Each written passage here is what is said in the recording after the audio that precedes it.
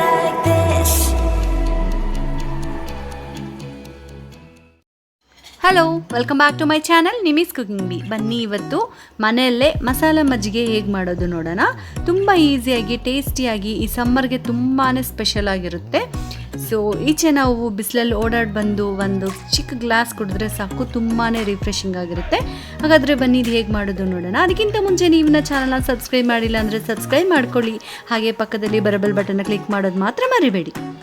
ಮಸಾಲ ಮಜ್ಜಿಗೆ ಮಾಡ್ಕೊಳ್ಳೋಕ್ಕೆ ಇಲ್ಲಿ ನಾನು ಮೊದಲನೇದಾಗಿ ಒಂದು ಜಾರ್ ತೊಗೊಂಡಿದ್ದೀನಿ. ಅದಕ್ಕೆ 1 ಇಂಚಷ್ಟು ಶುಂಠಿ, ಕರಿಬೇವು ಇಲ್ಲೊಂದು 10 ಎಳೆಗಳು ತೊಗೊಂಡಿದ್ದೀನಿ. ನಿಮಗೆ ಜಾಸ್ತಿ ಬೇಕು ಅಂದರೆ ಜಾಸ್ತಿ ಕೂಡ ಹಾಕ್ಬೋದು. 2 ಹಸಿಮೆಣಸಿನ್ಕಾಯಿ ತೊಗೊಂಡಿದ್ದೀನಿ. ಹಾಗೆ ಕೊತ್ತಂಬರಿ ಕೂಡ ವಾಶ್ ಮಾಡಿ ನೀಟಾಗಿ ಕಟ್ ಮಾಡಿ 1 ಟೇಬಲ್ ಸ್ಪೂನ್ ಅಷ್ಟು ತೊಗೊಂಡಿದ್ದೀನಿ. ಇದಕ್ಕೆ ನಾನು ಅರ್ಧ ಲೀಟ್ರಷ್ಟು ಮೊಸರನ್ನ ತೊಗೊತಿದ್ದೀನಿ. ಸೊ ಇವಾಗ ರುಚಿಗೆ ತಕ್ಕಷ್ಟು ಉಪ್ಪು ಹಾಕೊಳ್ಳಿ.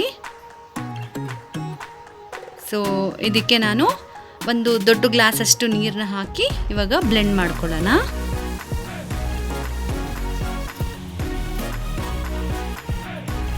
ನೋಡ್ತಿದ್ರಲ್ಲ, ಬ್ಲೆಂಡ್ ಆಗಿದೆ. ಸೊ ಇದನ್ನು ಸ್ಟ್ರೈನ್ ಮಾಡ್ಕೊಳ್ಳೋಣ. ತುಂಬಾ ಟೇಸ್ಟಿಯಾಗಿರುತ್ತೆ. ಯಾರಾದರೂ ಗೆಸ್ಟ್ ಬಂದರೆ ಪ್ಲೇನ್ ಮಜ್ಜಿಗೆ ಕೊಡೋದಕ್ಕಿಂತ ಈ ರೀತಿ ನೀವು ಮಾಡಿಕೊಟ್ರೆ ತುಂಬಾ ಚೆನ್ನಾಗಿರುತ್ತೆ.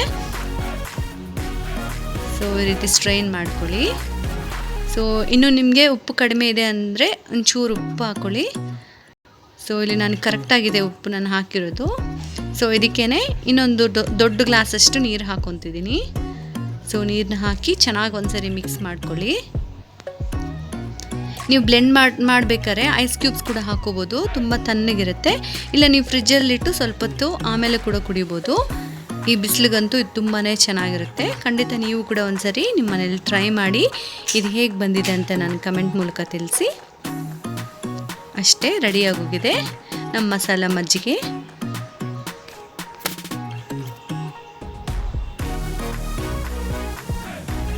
ನೋಡಿದ್ರಲ್ಲ ಎಷ್ಟು ಈಸಿಯಾಗಿ ಈ ಮಸಾಲ ಮಜ್ಜಿಗೆನ ಮನೆಯಲ್ಲೇ ಮಾಡ್ಕೋಬೋದು ಅಂತ. ಈ ಸಮ್ಮರ್ಗೆ ಖಂಡಿತ ನಿಮ್ಗೆ ಇದೆಲ್ಲರಿಗೂ ಯೂಸ್ ಆಗುತ್ತೆ. ನೀವು ಒಂದ್ಸರಿ ಟ್ರೈ ಮಾಡಿದ್ದು ಹೇಗೆ ಬಂದಿದೆ ಅಂತ ಕಮೆಂಟ್ ಮೂಲಕ ತಿಳಿಸಿ. ಹಾಗೆ ನೀವು ಟ್ರೈ ಮಾಡಾದ್ಮೇಲೆ ಈ ರೆಸಿಪಿ ಪಿಕ್ನ ನನ್ನ ಇನ್ಸ್ಟಾಗ್ರಾಮಲ್ಲಿ ಶೇರ್ ಮಾಡಿ.